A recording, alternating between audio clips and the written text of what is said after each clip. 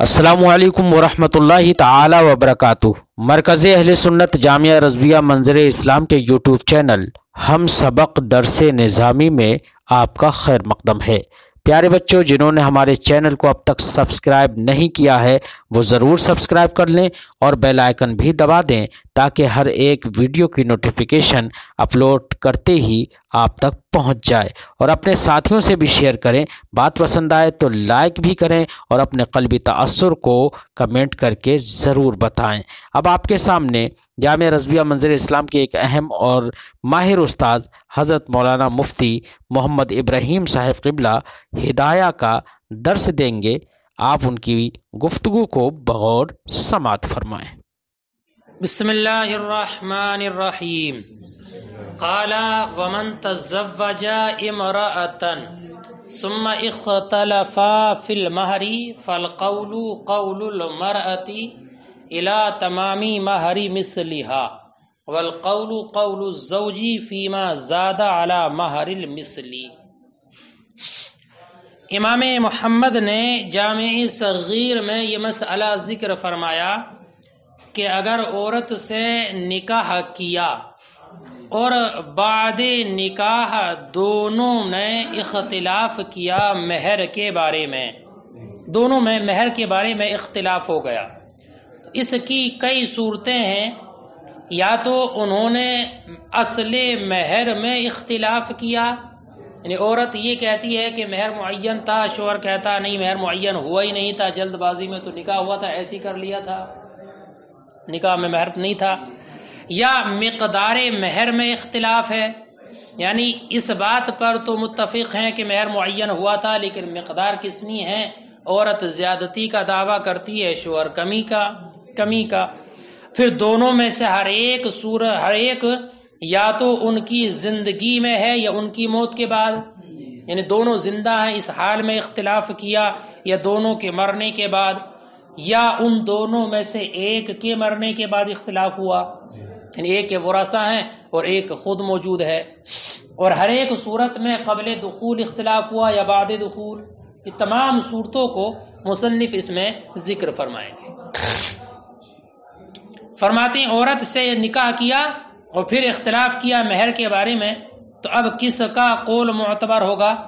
اس کے بارے میں حکم یہ ہے کہ عورت کا قول معتبر ہوگا تمام مہر مثل تک، یعنی عورت جو دعویٰ کر رہی ہے اگر وہ مہر مثل تک ہے تو اس کا قول معتبر ہوگا، اور اگر زیادہ ہے تو اس میں مرد کا قول معتبر ہوگا، کہ اگر مرد کا قول مہر مثل سے زیادہ ہے تو اس میں مرد کا قول معتبر ہوگا۔ ٹھیک ہے، بات سمجھ میں آ گئی؟ دلیل آگا رہی ہیں۔ اور اگر اس کو قبل دخول طلاق دے دی، صورت یہی پوری قبل دخول طلاق دے دی، تو اب ظاہر سی بات ہے قبل دخول کی صورت میں نصف مہر ہوتا اگر مسمہ ہو، تو اب یہاں پہ کس کی بات مانی جائے گی؟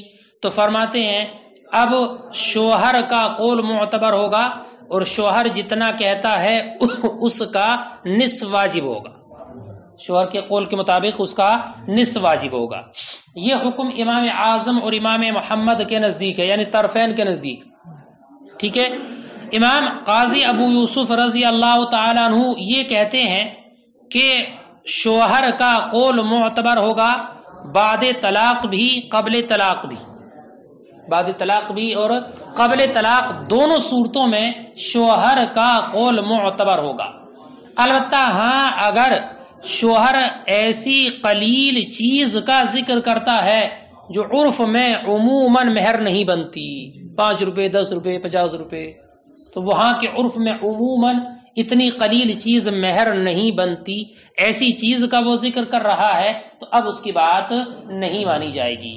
لیکن اگر ایسی چیز کا شوہر ذکر کرتا ہے اور کہتا ہے کہ جس کے بارے میں جس کو مہر بنایا جا سکتا ہے، تو امام ابو یوسف کے نزدیک قبل طلاق ہو یا بعد طلاق دونوں صورتوں میں شوہر کا قول ہی معتبر ہوگا۔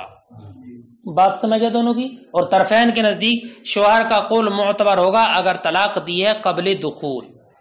ٹھیک ہے، بات سمجھ آ گئی؟ امام ابو یوسف کی دلیل سنو، پھر طرفین کی دلیل سننا۔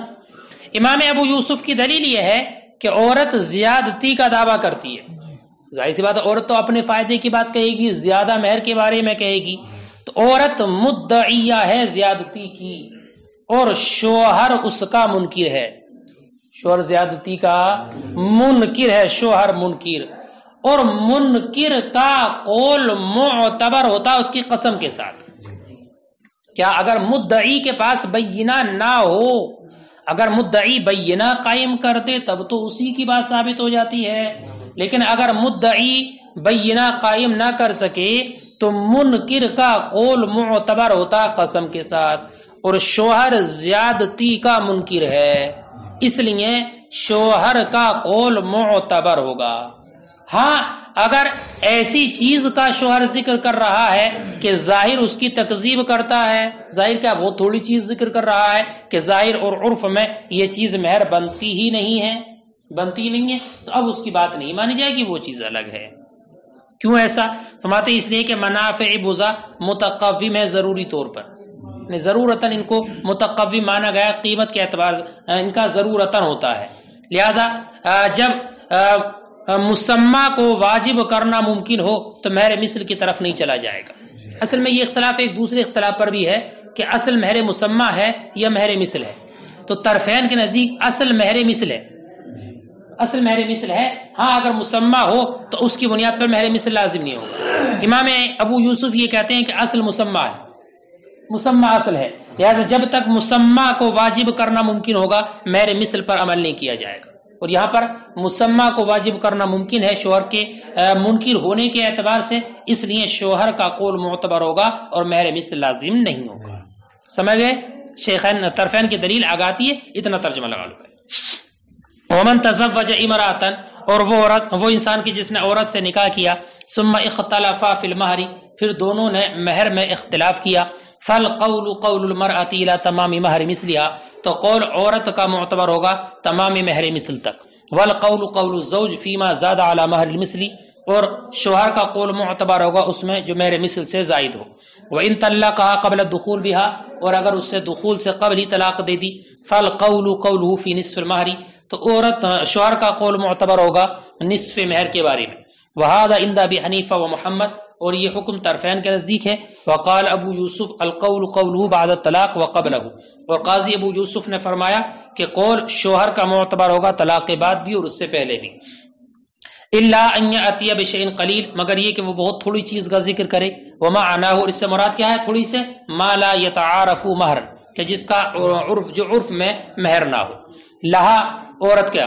ہوا صحیح ہے، صحیح مذہب ہے، لأن ابی یوسف، امام ابو یوسف کی دلیل یہ ہے، ان المرأة تدعی الزیادہ، کہ عورت زیادتی کا دعویٰ کرتی ہے، والزوج ینکر، اور شوہر اس کا منکر ہے، والقول قول المنکر مع یمینہ، اور قول منکر کا معتبر ہوتا ہے اس کی قسم کے ساتھ، الا ان یأتی بشیء یکذبہ الظاہر فیہ، مگر یہ کہ وہ ایسی چیز کا ذکر کرے کہ ظاہر اس میں اس کی تکذیب کرتا ہے، وہذا لأن تقوم منافع البضع ضروری، اور وہ اس لیے ہے کہ منافع بضع کا متقوم ہونا، ان کے بدلے میں مال ہونا یہ ضروری ہے، فمتى امکان ایجاب شیء من المسمى لا یصار الیہ، تو جب ممکن ہے مسمى میں سے کچھ بھی واجب کرنا، اس کی طرف نہیں چلا جائے گا، اس کی مہر مثل کی طرف نہیں چلا جائے گا۔ وَلَهُمَا، اور ان دونوں کی دلیل یعنی امام اعظم اور امام محمد کی دلیل کیا ہے وہ سنو، فرماتے ہیں امام اعظم اور امام محمد کی دلیل یہ ہے کہ دعوے میں قول اس کا معتبر ہوتا ہے ظاہر جس کی شہادت دے، ظاہر جس کی شہادت دے، ظاہر جس کے موافق ہو ظاہر حال، کیا بیٹا ظاہر حال، تو ظاہر حال جس کی شہادت دے، جس کے موافق ہو، اس کا قول معتبر ہوتا ہے، اور ظاہر شاہد ہے، موافق ہے اس کے کہ جس کے شاہد ہے مہر مثل، جس کی شہادت دے رہا ہے مہر مثل، یعنی جس کے قول کے قریب ہے مہر مثل، تو اب ظاہر اس کے موافق ہے، اس لیے کہ باب نکاح میں مہر مثل ہی اصلی ہے، امام اعظم اور امام محمد کے نزدیک مہر مثل کا وجوب ہی یہ اصلی ہے باب نکاح میں، لہذا ظاہر یہی ہے نا مہر مثل، تو اب ظاہر کے موافق اس کا قول ہوگا جس کی شہادت مہر مثل دیتا ہے، اس لیے اسی کا قول معتبر ہوگا۔ اس لیے اسی کا قول معتبر ہوگا جس کے ظاہر موافق ہو، اور ظاہر موافق اس وقت ہوگا جبکہ مہر مثل ہو، چونکہ اصلی یہی ہے، اصلی موجب اصلی کیا ہے نکاح میں مہر مثل ہے، اس لیے جس کا قول مہر مثل کے موافق ہوگا اسی کا قول معتبر ہوگا۔ بات سمجھ میں آ گئی؟ ایک مثال امام ابو اعظم نے ذکر کی ہے، وہ یہ ہے کہ یہ ایسا جیسے کہ صباغ مع رب الثوب، کہ کسی انسان نے رنگنے کے لیے کپڑا دیا، رنگ ریز کو کپڑا دیا رنگنے کے لیے، بس میں کہ نہیں، اور پھر بعد میں مقدار اجرت میں اختلاف ہو گیا، رنگریز زیادہ چاہتا ہے اور رب الثوب جو کپڑے کا مالک ہے وہ کم دینا چاہتا ہے۔ اب اس صورت میں کس کا قول معتبر ہوگا؟ کپڑے والے کا قول مانا جائے گا یا کپڑا رنگنے والے کا؟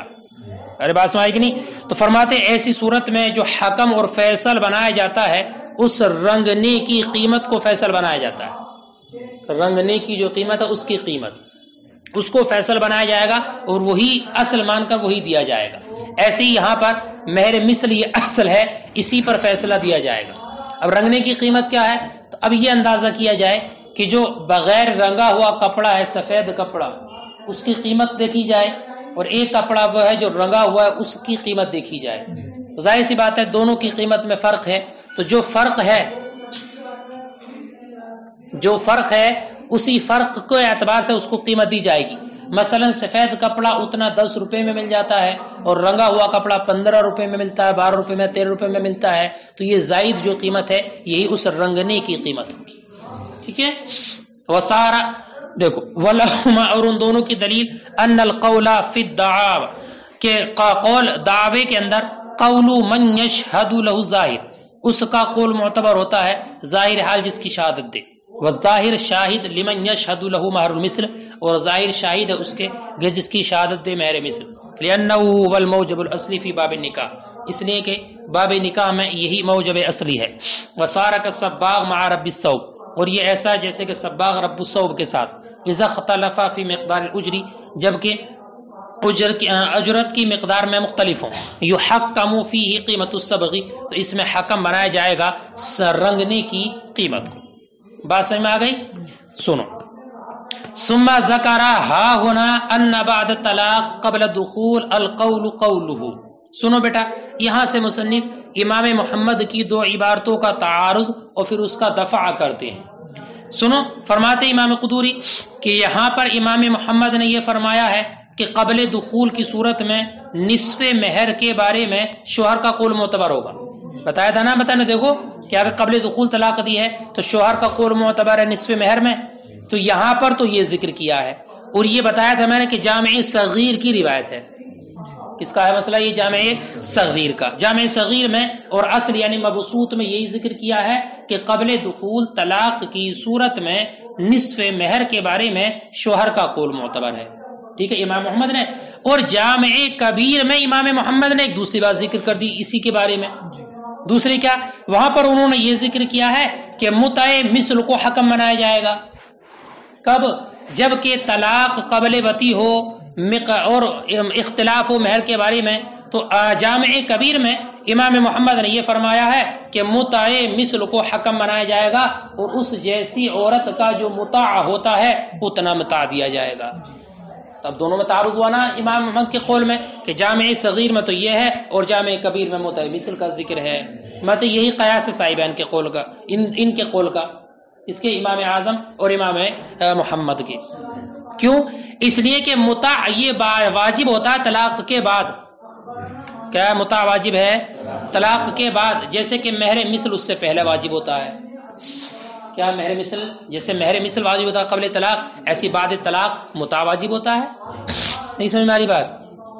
ہر اگر مہر معین نہ ہو اور وطی وغیرہ کر لے تو مہر مثل واجب ہوتا ہے نا، ایسے اگر مہر معین نہ ہو اور قبل وطی طلاق دے دے تو متع مثل واجب ہوگا۔ لہذا جیسے مہر مثل کو حکم بنایا جاتا ہے قبل طلاق کی صورت میں، ایسے ہی متع مثل کو حکم بنایا جائے گا۔ بات سمجھ آ گئی؟ اب دونوں عبارتوں میں تعارض ہے نا بظاہر، وجہ توفیق مصنف نے ذکر کی ہے، وہ یہ ذکر کیا ہے کہ امام محمد نے اصل میں مسئلے کی جو وضع رکھی ہے اور جو مسئلہ پیش کیا وہ ایک الگ طریقے سے، اور دوسری کتاب میں جو ذکر کیا وہ الگ طریقے پر. کیا وہ یہ ہے کہ امام محمد نے اصل سے مراد مبسوط، یعنی مبسوط میں جو مسئلہ ذکر کیا ہے وہ الف اور الفین کے طور پر ذکر کیا ہے. کیا مطلب کہ شوہر دعویٰ کرتا ہے الف کا، عورت دعویٰ کرتی ہے الفین کا، بس میں آگے نہیں. اور متع عموماً اتنا نہیں ہوتا ہے 2000 اس زمانے کے اعتبار آج کے دور میں تو ہو جائے گا، لیکن اس زمانے میں اتنا متع عموماً نہیں ہوتا ہے. تو متع اس عادتاً اس مقدار کو نہیں پہنچتا ہے، لہذا اب اس کو فیصل اور حکم نہیں بنایا جائے گا. اور جامع کبیر میں جو ذکر کیا ہے وہ 100 اور عشارہ کے طور پر ذکر کیا ہے. کیا 100 100 اور 10 کے طور پر ذکر کیا ہے، 100 اور 10. اور متع مثلا 20 ہے تو اب اس کو حکم بنا لیا جائے گا، اب اس کو فیصل بنا لیا جائے گا. تو دونوں صورتوں میں مسئلے کی جو وضع ہے وہ الگ الگ طور پر ہے.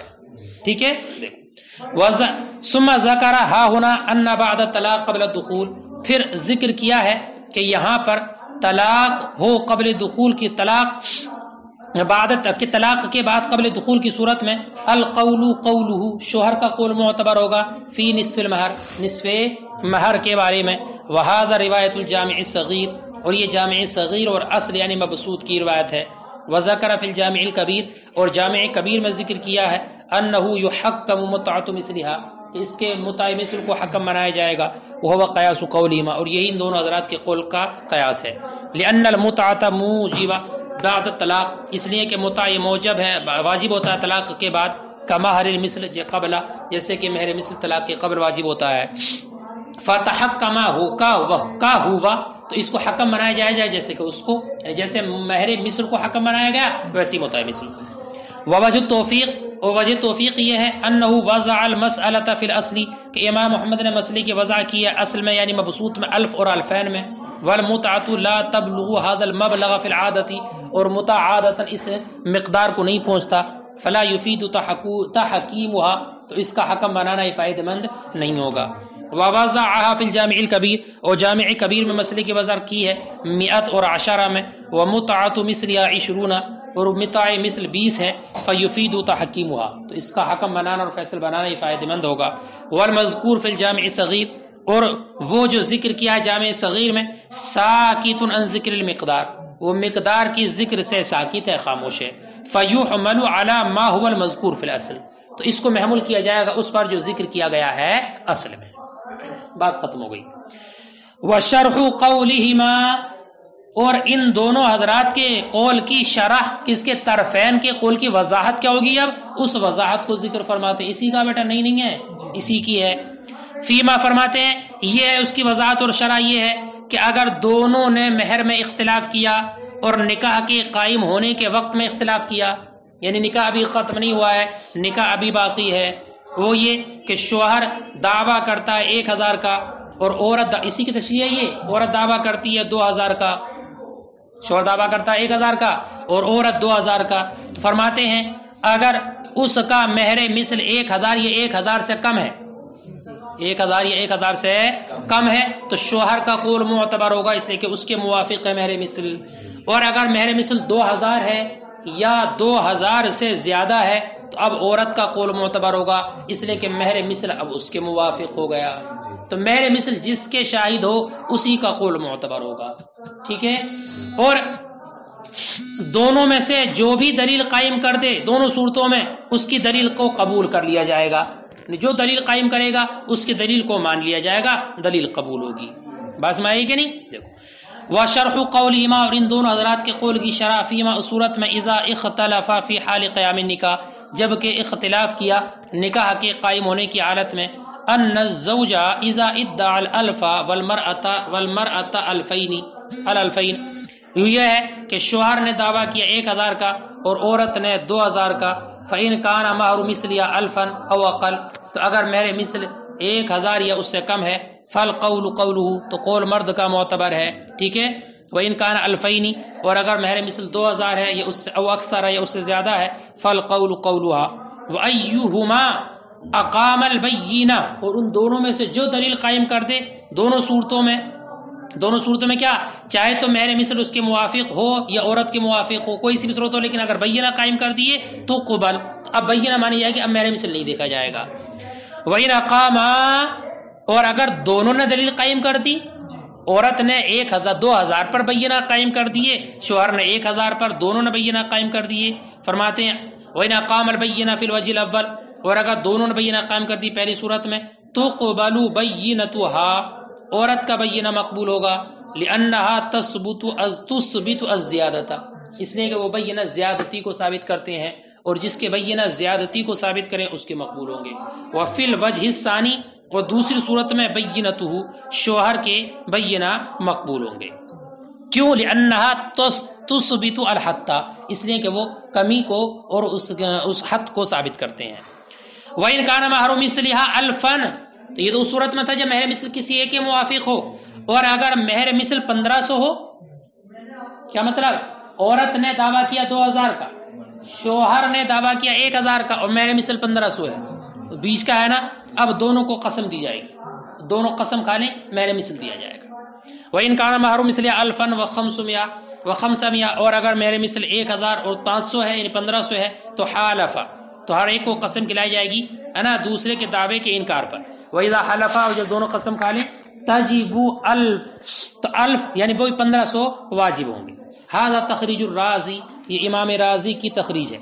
وقال الکرخی، اور امام کرخی نے فرمایا یتحالفان فی الفصول الثلاثہ، کہ ان کے نزدیک تینوں صورتوں میں قسمیں کھلائی جائیں گی۔